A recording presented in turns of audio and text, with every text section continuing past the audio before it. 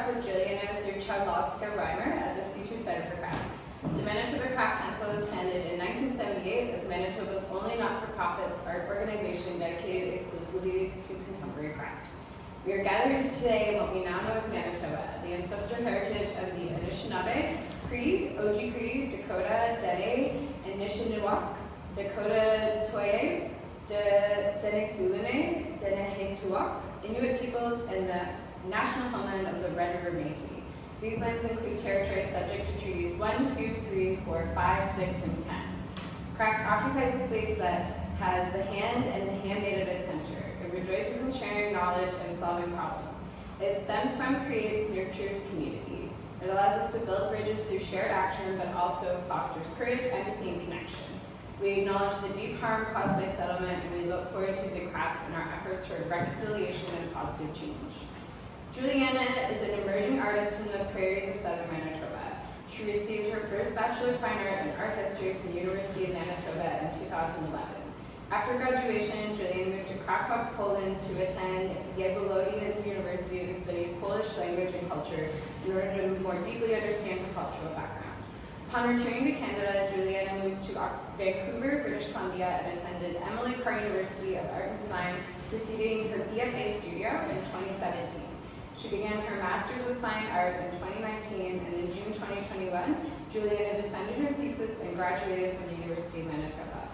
Through the medium of ceramics, her work explores realities of food production, gluttony, and ignorant consumption within the Western world.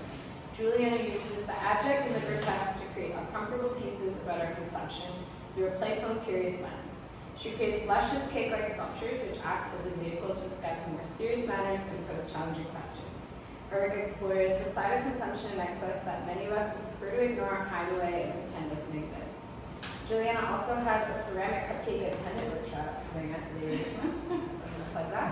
And please welcome me and welcome to Julianna. Hey. Hi, everyone.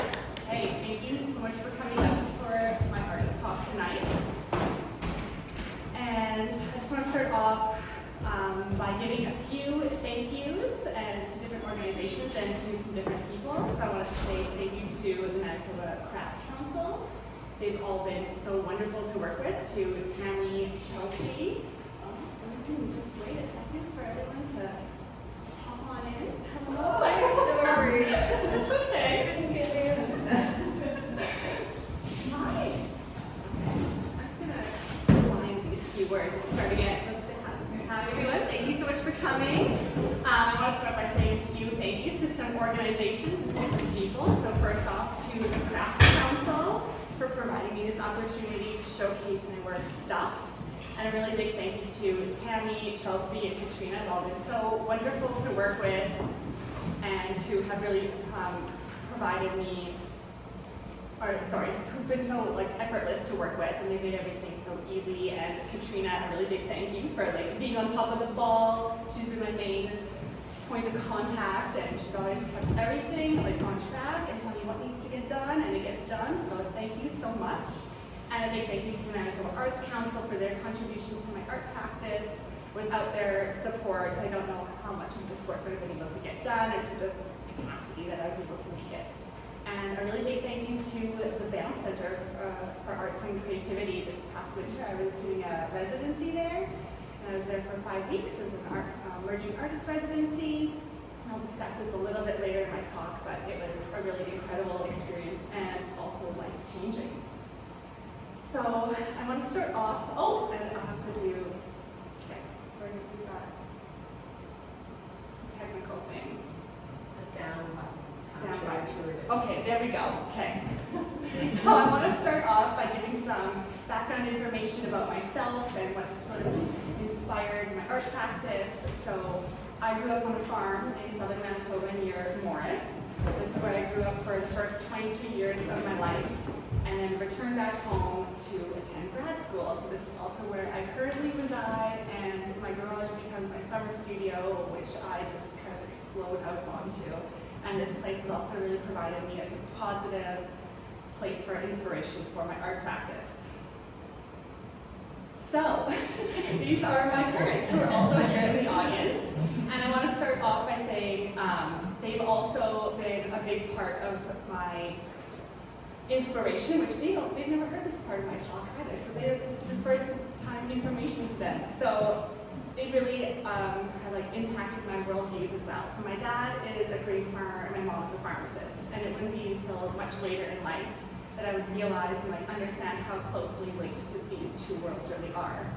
And I remember when I was young, my mom discussing, or I would say getting rather angry about, large pharmaceutical companies and how one would buy out another, and then it become this like big, mega, multi-million, billion-dollar corporation. And then the same thing would happen with agricultural companies.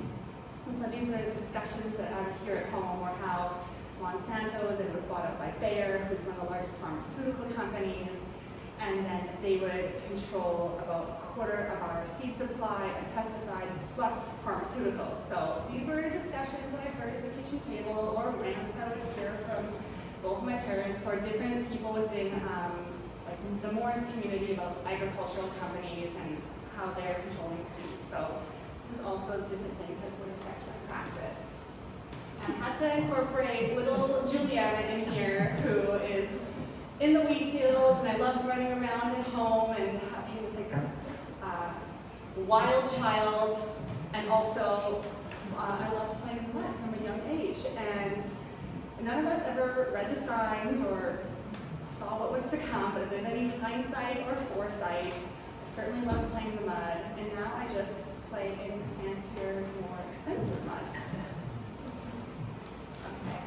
So growing up in the country and on a farmyard, I was always surrounded by this agricultural lifestyle. And as mentioned, my dad was a grain farmer, so from a young age I saw like all the hard work that he put into the land and other farmers to maintain the land, to plow it, seed it, and then in turn really hope for good weather and for a great harvest.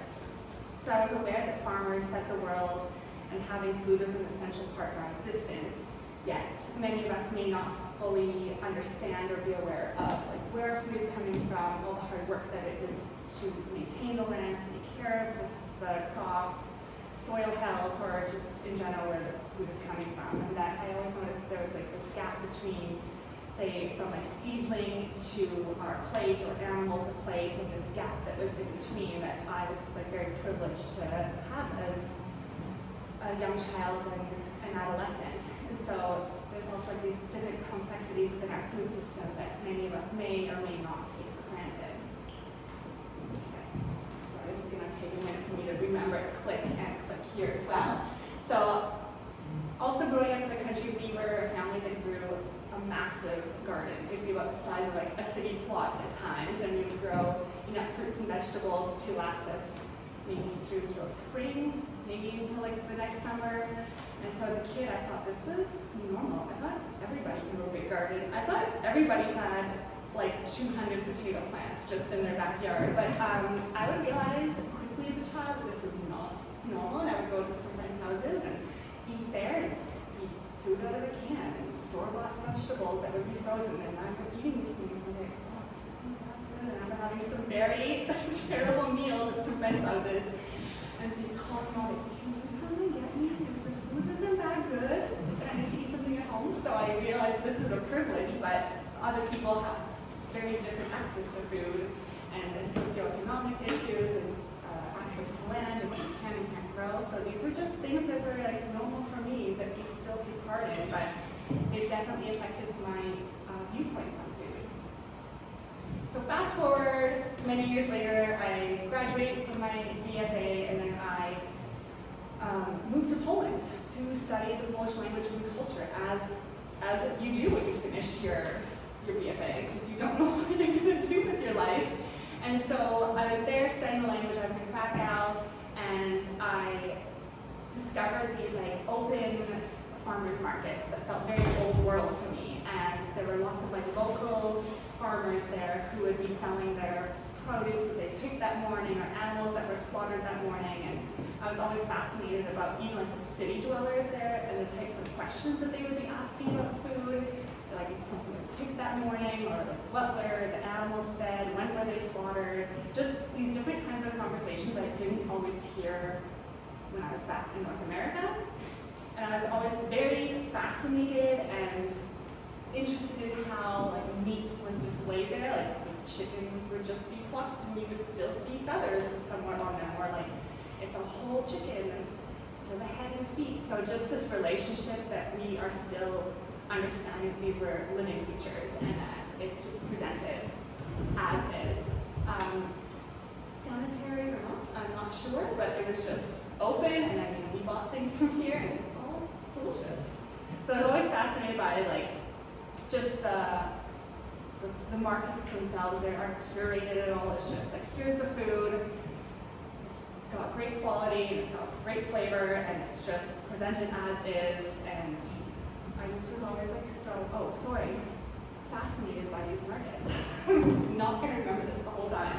So then fast forward a little bit more, after a year living in Poland, I then moved to Vancouver for many years, and this is where I attend Emily Carr University of Art and Design. And I'm living in BC, and I was also working in restaurants and hospitality, so I was always like in contact with the general public about them purchasing and consuming food goods. And I just always noticed, or like it was my sort of observation that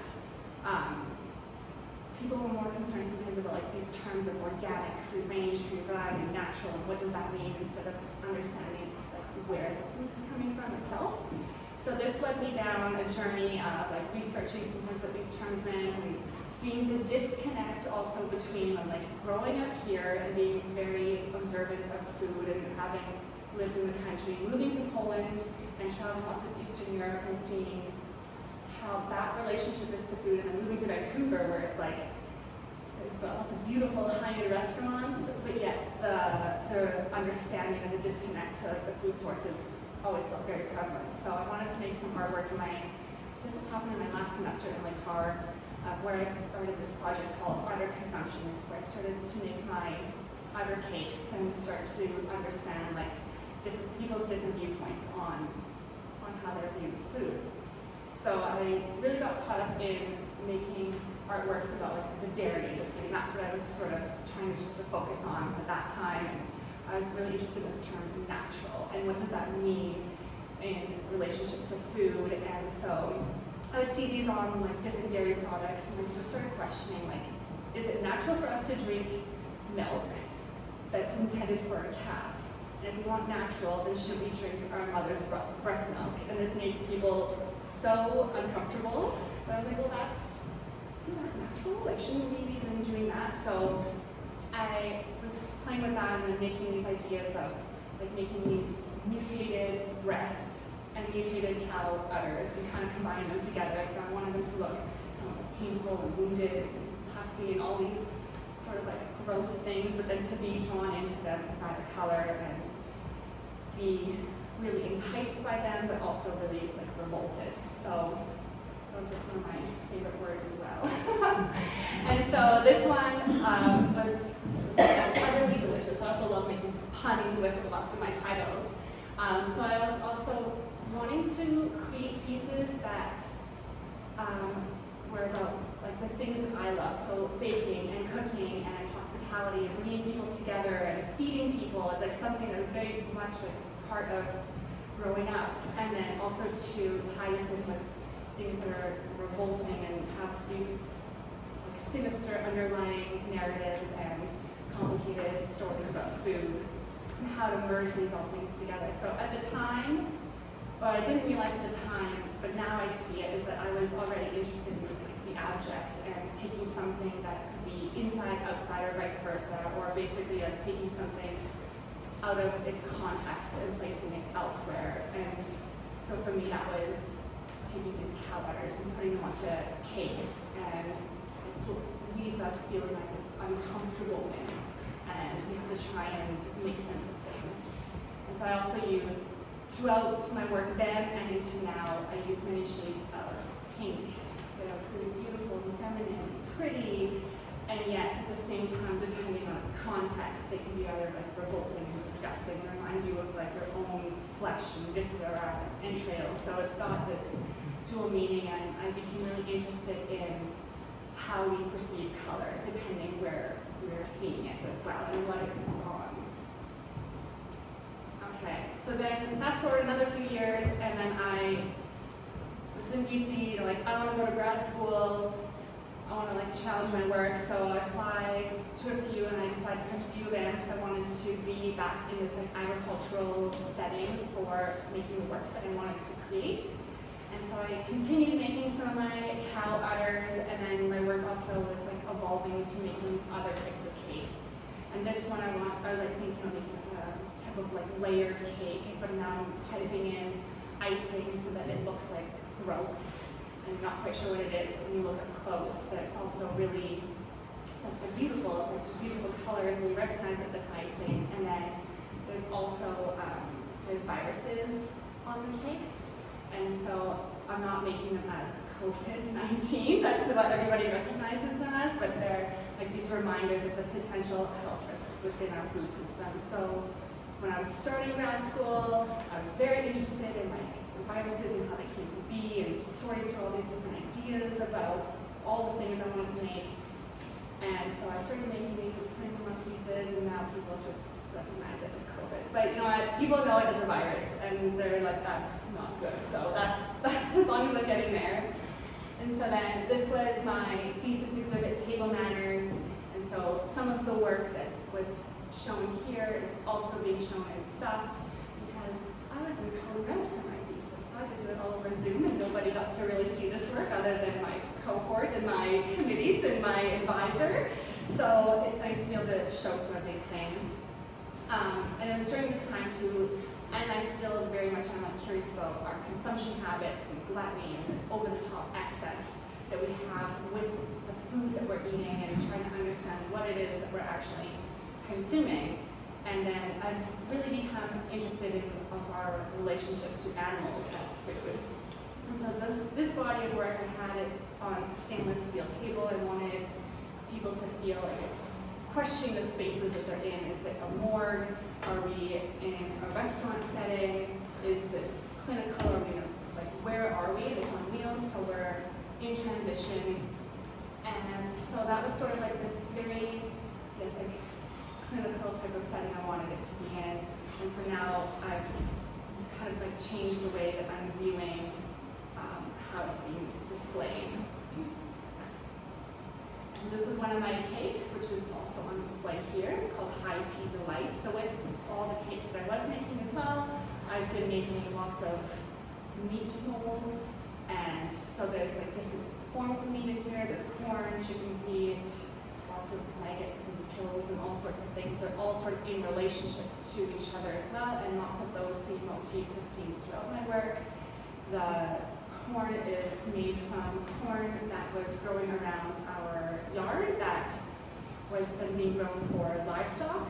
And so I'm thinking about like if the animals that we are eating the corn, are we also corn? And then there's other beautiful things on here that sort of entice the viewer. There's flora and there's icing. And so I want to just be able to really like capture the viewer to take a look and start to hopefully make these like relationships or these connections themselves.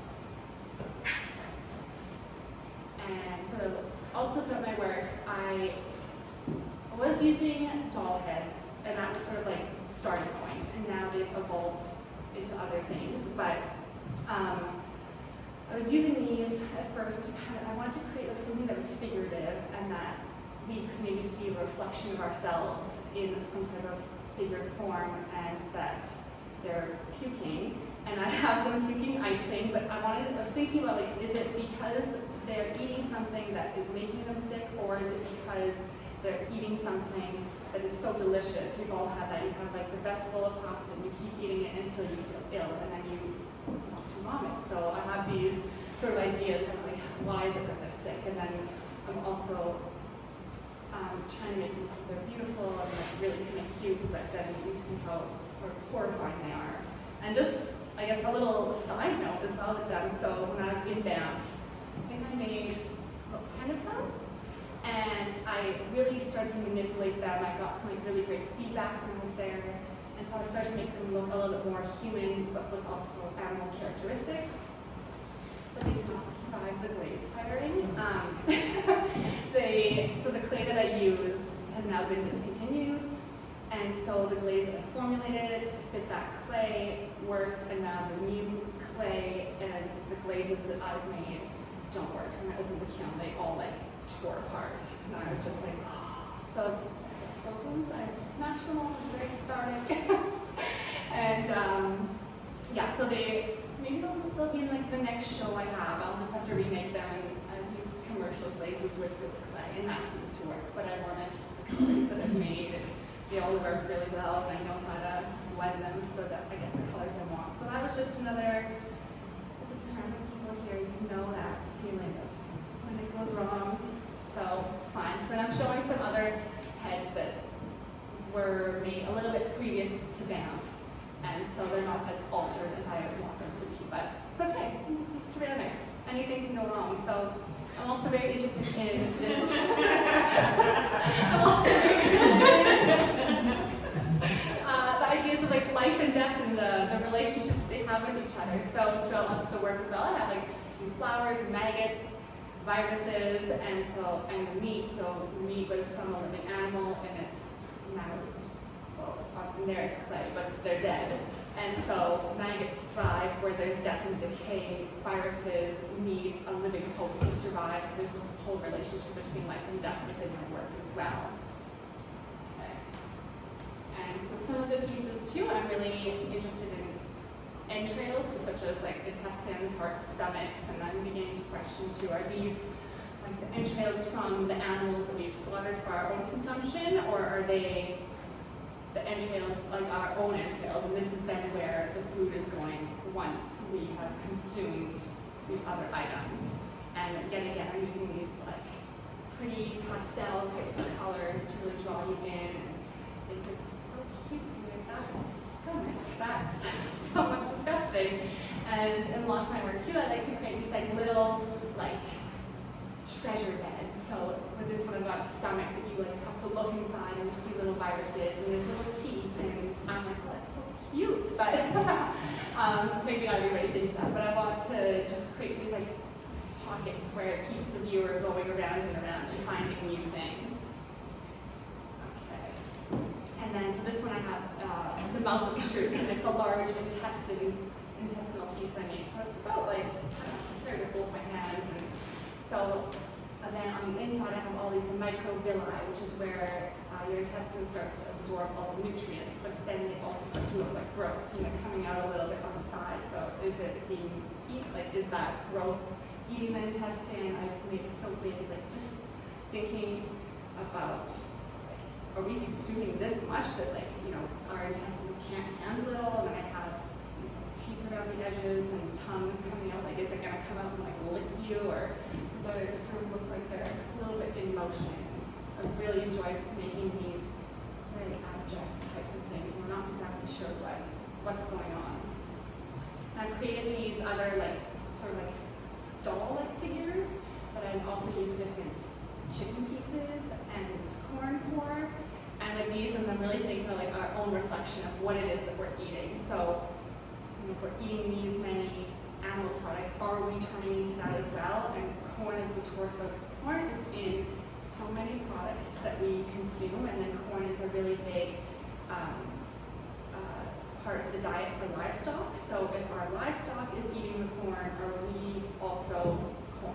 Like, I'm just like really thinking like, oh, like, and we're sort of like the guinea pigs in certain ways as well. We haven't lived long enough, and there's enough like research to kind of be able to tell us, you know, what, by our consumption habits of eating animals, what is that also doing to us? And so they're just, those are my cute little children that I love dearly, and I think they're so pretty. Like, who wouldn't want that just in their house? And so also during grad school, I also had another lockdown. It was the first lockdown, and I had to do an elective, and it was a lot of panic and uncertainty, and I think probably a lot of tears and getting messages like, are you able to work? I'm like, I don't know. And then I had to figure out what I was going to do. My options felt limited, but then I think it was you, Grace, who said, do some textiles, because I had images of some sweaters and different things in my studio, so okay, I can do that. My mom has a million sewing machines. So let's do that. And then there's lots of fabric available, so I was like thinking of these ideas. It was something that I had wanted to do but never had the time for, because ceramics is so time sensitive and demanding that those were my children and they needed attending to, but now I can't let them have these other things, so textiles was a lot of fun. And then so I made this piece, and it's out of fleece, so it's like warm and cozy, and I imagine you could wrap yourself up in it, but yet there's these like dead dancing chickens on it with a border of drumsticks and scattered or antibiotic pills. So I just find this like juxtaposition also of a person cuddling up with that kind of cute and funny and awkward, all these different things. So I've had a lot of fun with textiles, and then included on the side I stitched unknown side effects may occur, and that's also the title of the piece, but I'm sort of like riffing off of labeling that we see something like medication. I'd say especially when we see like American commercials for medication, when it's like lists 20 side effects and yet we don't know what could happen. So just like playing with some of those ideas in the sense we also don't know what's going to happen if we're eating and consuming all these animals that are also consuming antibiotics and growth hormones. So just all these questions that I kind of have and different things I'm thinking about when I'm eating something and you don't exactly know what the outcome is going to be. And then during all this textile time as well, I made some other fun things. I made some sausage sausage curtains. So instead of like bead curtains, they were sausages. They were really cute and fun. And then I also made this like big ham hock kind of pillow. And my favorite piece that I still have, I still wear, is my cow udder sweater. And so then I just started kind of like documenting them and making these performative photos. Some of the time I don't think I fully always knew what they were about. And certain ones have, in some ways, they turned out to look like art historical paintings. Like I think of large odalisque when I think of this painting. It was a Monet or Manet painting of Olympia. So I kind of think of these, but I'm not always sure yet about the connection between them either. So I've just had like fun playing with some of these, and I really enjoy doing the performative types of photos. And so this one's about like sipping out of the heart that I have, and with some of these I'm thinking about like, you know, am I sucking the life out of potential animal for my own pleasure or our own pleasure? And I was thinking about making some of these. Sometimes I just don't make this series too. Like I have 4 different images like this, and I took out I took them out to like different landscapes in the prairie. So thank you to my mom who became a photographer. I had to set it all up and then like, okay, it's focused. Tell me when I'm centered and go. And I'd be like, we gotta go right now. The light is really perfect, so let's go.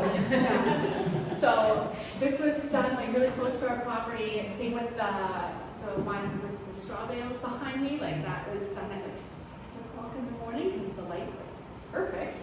But these ones too, I think there's a definite sense of humor in lots of these. Like you all laughed, so and I think humor can definitely be a really good like gateway into discussing serious topics, because nobody likes saying like, you shouldn't eat this or you shouldn't do that. Like we all get very defensive. So I think that this is a great way to just be able to talk about some things that are with some humor and kind of get your point across without feeling like you're being very aggressive or someone is disciplining you. And so this is definitely one of my favorite photos that I have taken. It was a very messy day in the photo studio, and I smelled terrible afterwards. But I had to use real cream for this. I tried to use some different liquids and tried like thickening agents, but cream is giving me the desired look that I wanted. And I really was starting to feel like this idea, seen with this show, like more is more is more, and to have lots of excess, and thinking of how within the West, like we always want more of everything and to have as much food as possible. So I just had this milk just like pouring down my face. I don't think if I was to redo it, I'd want like a bucket pouring down me. But so this was a lot of fun. Okay, now sort of back to some of this artwork. So all of these other things that I've discussed really affected than the work that I've made now. And I wanted to create a piece or a show that is really fun and exciting and also very seductive, and it's safe sort of space to open up dialogues to discuss our food and all these different issues that can arise within our food system. And many of us, we all understand food, we need it, and food holds so many memories, and it's nostalgic, it's cultural and historical, yet it also can affect our health, and it's an essential part to our existence. So it has so many different things to discuss, and I just wanted to be able to like point out certain things or just like get different dialogues going and seeing, and I find it always so interesting to hear what other people have to say and how they perceive something, because I'll have one idea and then I hear multitudes of others. So I love that this can spark so much conversation, because everyone has a story about food. And throughout my work as well, you will see lots of antibiotic pills, and I use a lot of these almost now in like every piece. I would use them because lots of the livestock that we consume are fed antibiotics and growth hormones. And I've read many different books and journal articles and spoke to people at the university about like how much is actually being used, and there's no like definite number, and I think that's constantly changing, but from what I can gather, there's about 50 to 80% of antibiotic use within our livestock. So again, it's like more antibiotics are being used on livestock than for humans. And antibiotic resistance is a very real thing. It's actually like, it's very scary. The more I read into this, like, oh gosh, I can't eat anything because our food is contaminated. But it is something that like I do think about a lot with when I'm making these pieces. So there's antibiotics sort of in everything, and we're not always sure what does have this or what doesn't. So there's many issues within our food system or many problems within our world, and they can kind of be linked back to our food system. Okay. And so saying this all about like antibiotics, growth hormones, things that we're not sure about in our food. This is one of the donuts that I have on display here, and it says, "You are what you eat eats too." It's become kind of one of my favorite quotes, which is by Dan Barber. He's an American chef, farmer.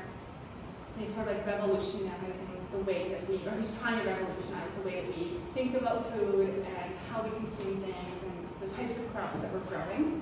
So it's just something that's always like stuck with me. I read this in one of his books that he wrote, and it's just something like I'm constantly thinking about this. When we're eating animals, we're eating also what they're eating as well, whether that is healthy or not, or whether that's good for us or not. And so this is the last tapestry that I created, and it was from, I started collecting all these crazy fabrics, and I was like building my own like sort of palette, so to say, with them. I wanted to create something that was a little bit shocking, but also really enticing, and lots of like super colorful, and that pulls you in. So I created this border around it it has donuts, cakes, and macarons, and then layered in between is corn and little pigs. And so lots of these, like all those desserts, kind of like are in relationship then to the ceramics that I make as well. But then the pig has its own sort of like fabric palette, and so it's of corn. Corn is part of their diet. Pigs can be bacon. They can also be hosts for viruses, and depending on how they're raised, if they're in like a large factory farm, there's a big breeding ground for viruses. And then this fabric also of like layered pigs, like there's lots of them. And so some of these too, I'm also like, who is making this fabric? Because I think I'm the only one who's purchasing it. Like buying it, people in the store are like, what are you doing with this? I'm like, I'm an artist and I'm making this thing, and I just had to like either show them or just kind of look away because no one else has any idea of what this is that I'm doing. Okay.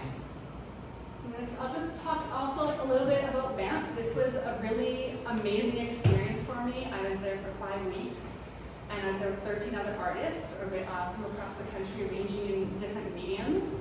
And I had at the time of my life, I did not want to go home. It really is this little bubble, and I got to talk to all these different people and curators and artists, and we did artist talks and studio visits. So I was able to make a lot of the work that is here, there, and like really be able to pump stuff out. We had 24-hour studio access. This was my studio before I actually moved in all of my stuff. We had almost every studio has a view of the mountains. I got to see Mount Rundle every day. There's all the equipment that's there. The glaze lab was amazing, so I got to really test out tons of like glazes and different recipes and try everything. They have like 10 different electric kilns and gas kilns and soda and wood, and just, it was a really amazing experience. I think being able to focus just on my work for 5 weeks, and you could be in the studio till 3 a.m. and no one's telling you that you need to go to bed. It was great. I absolutely loved it. Okay, Katrina, I think this is when, wait, I have a short little video. Okay, so this is a reel that I made. And it's just kind of giving you a little highlight of some of the spaces in there. It's going to show a bit of the process that I have to making some of the works. So this is me throwing some of the cakes. I didn't realize I look so serious when I'm throwing. And so like throwing my bases to attach all together. This is some of the silicone that I bought. This amazing store in Calgary. So I'm making some of the molds for my meat. And so I'm actually using real meat. So I'm pouring it in for chicken foot, drumstick. And then I have to take that piece of chicken out, kind of wash off the mold, and then I'm pouring silicone in. So I then have like this actual positive of a piece. So I'll just let this play out now, kind of. So some of the process of some things being made are just like, quickly between all the deer now. They're everywhere. They were so much fun. You look outside, there's deer, there's foxes, and there's coyotes and bunnies. So it was, yeah, I loved that. I did not want to leave. That studio was insane. Okay, so let's see. Okay, that all works. Okay, so actually I'm gonna go ahead to a different one. I'll come back to it. So yes, when I was there, I was able to. This is not in the show. I wanted this to be. I did not have enough time. There's never enough time for everything you want to do. But when I was there, able to make a mold of a whole chicken. I knew I wanted to make like a mold of a head of a chicken, and then I went to T&T Market, which is this amazing Asian market in Calgary. I found a head. I was like, oh my god, it's attached to a body. This is so exciting. I need to buy this to make a mold. So this is part of the mold making process. I had to put it all first into clay and kind of build up the clay so there's not any undercuts or as few as possible. Mix up my silicone, pour it on, have to let it cure for about 4 hours. Come back the next day, flip it. So I take away all the clay, and so that chicken is still sitting in silicone. Build up the walls again. So on that side, you can see that there's clay all around. I have to build that up so that the silicone doesn't leak out. Pour more silicone on, and then wait till the next day. So this is a 3-day process. And then the next day, go in and pull this apart, take the chicken out, wash that out. And then from there, I tested this mold by pouring in plaster first to make sure it worked, to make sure I got all the texture that I wanted. So it did, but when I had to take out the plaster doesn't have any give, so the head broke off and all the other pieces, but it worked. So then I poured in silicone, and so I do have this like nice rubber chicken, and this is where I'm at now. I bought a rubber chicken. It looks like a real one. It is also one of my children that I have, and I will now be attempting to make that into a plaster mold. This is going to be like my Mount Everest for mold. So Grace, if you have any tips and tricks, you are the master mold maker. This is going to be tricky, and I also made the feet so they kind of cross over, but this was like one of the most exciting things I think I did in Banff. And nobody thinks it's weird there. Somebody's like lying there, pouring honey in their hair, taking photos, and someone else is like covering themselves in dirt and like, oh, I am not the weirdo here. So that was, yeah, I loved making all these things. And so this next one is just sort of a process shot of how I'm making some of the molds for this work. So now I have the positive of my chicken wing. And so I'm going to go ahead and then I pour plaster on top of that, and then I'll wait for that to set up, and then pour plaster on the other half. so that I can pour clay into there to make my ceramic chicken wing or whatever it is I'm making. If I use real meat for this process and I mix it with the plaster, there's a chemical reaction that happens and the plaster will heat up and it will like cook the chicken. So gross. And as in my car, I saw somebody making some chicken in plaster. It was so gross and it makes everybody's life miserable. So I don't do that. Now I can make lots of plaster molds from that chicken. So this is just some process shots that I have of making these things. So I'm stacking up all my pieces, and as I was throwing these, I'm also slip casting all my meat. So I'm making the meat pieces, I'm making the flowers, I'm building a stomach, press molding teeth, like all these little parts that basically, when it's go time, I can just like really assemble. That's the easy part of this. It still takes a lot of time, but it's the most fun. You can really see the piece coming together. And then my final step is icing the cakes. Or really it's clay, but it's the same thing. Icing all these, so I have to like then let it ice it and then let it dry set up for a little bit because that's the most delicate stage of that. And then comes glazing, which is the worst part, I think, of ceramics. I don't like glazing. There's a lot of things that can kind of go wrong. Like I had a big catastrophe, but then it was just a bit of like kind of guessing. Like certain glazes I really understand, and I think I know it, and then something goes wrong. But overall, this piece turned out. I was very excited about it, and then I just have a few more process shots on here as well of how this cake is the one at the very end on this table as well, and how it came together. Okay. So lots of these like newer cakes I made have become like a lot more elaborate, and my building abilities I think have become better, and I really learned in math like how to make certain things. I learned how to make better intestines, which I was so excited about. And I think these pieces too, like they really keep your eye going around, and you're constantly finding new details. And all of this work has just been an extension of my graduate work and then my first BFA work that I was making. And I think this is now just a new point of what I hope to make more things of, and I'm not quite sure what will be developed in the future, but these are all ideas I want to kind of stick with. So just sort of to wrap up some of these other ideas that I hope this exhibition can like leave the viewer with different thoughts and contemplations, but also to maybe think about what it is that we're consuming.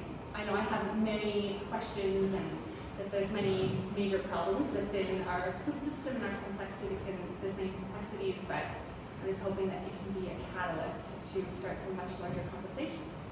So that's all. Thank you so much.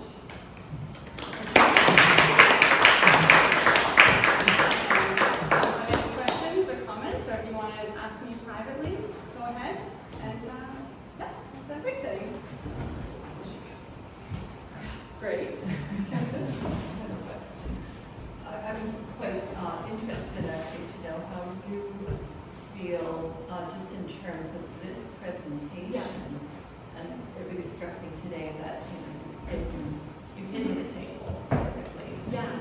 I would see this as maybe more, I don't know, party-like, domestic, but compared to how you did present them in your cafe on steel, which are custom made, and certainly did impart a different kind of read and sensibility. Yeah. I think this one, I was thinking about it too, because I remember when I was presenting and like this feedback that I got, like some people I felt really liked the stainless steel, and some people were like, oh, like the table could be played on a bit more. And I wanted that idea, like I was thinking when we go to like a high-end dining, it's that clean cut, fancy white table kind of cloth. But I also I wanted it to be playful, like with the tassels all around it as well. So I felt when the white tablecloth, to me it's more approachable than the stainless steel. That was like a lot more clinical and sterile, which I still really like that feeling, but I think now if I want to do that aesthetic of like stainless steel, I think I want the work to look also a bit more like cold. And I don't think my work is cold. I think it's a bit more, it's really cute. But I wanted it to, I think, like match a little bit more. I just wanted that like clean look, so that way you're only focusing on the artwork itself. Because it is certainly more than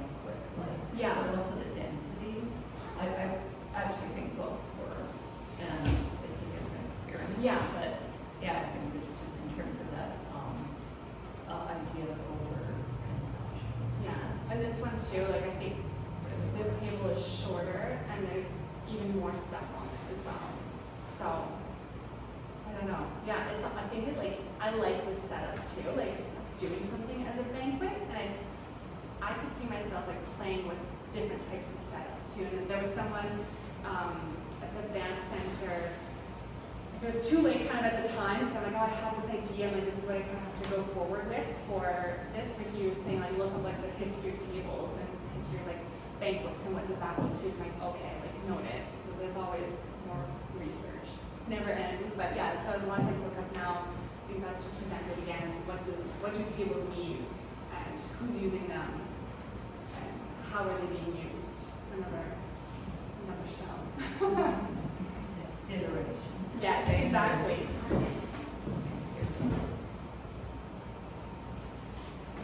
Kind of neat, almost like the Mobius strip that with consumption you're talking about, like almost like I could see something with Tom, almost like if you were to have like the animal and the human like looking at each other. And Yeah. that's Yeah. just pieces like who's observing who almost. Mhm. Yeah, there's lots of different ways that I can kind of take it. And I feel like the next idea comes as I'm making the current piece too. So yeah, there's lots of tongues that I can make. I guess that's all.